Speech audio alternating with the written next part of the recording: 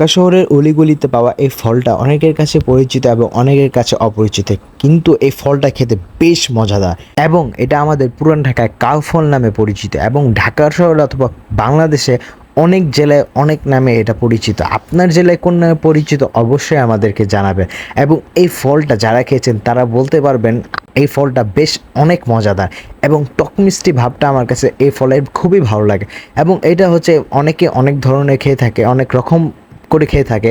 এখানে হচ্ছে কাঁচামরিচ লবণ দিয়ে এটা মেখে দেওয়া হয়, এটা খেতেও বেশ ভালো লাগে, কিন্তু এটার থেকে যে ফলটা আছে সেটা খেতে আমার কাছে খুবই ভালো লাগে।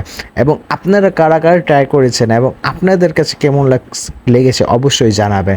এবং এটার প্রাইস যদি বলি, এটা প্রাইস হচ্ছে 300 টাকা কেজি এবং আমরা যতটুকু নিয়েছি এটার দাম হচ্ছে আপনার 30 টাকা। 30 টাকা হিসেবে যে কোয়ান্টিটি দিয়েছে বেশ 4 থেকে 5 পিসের মতো কাউ ফলটা দিয়েছে, যে টেস্ট অনুযায়ী আমার কাছে খুবই ভালো লাগছে।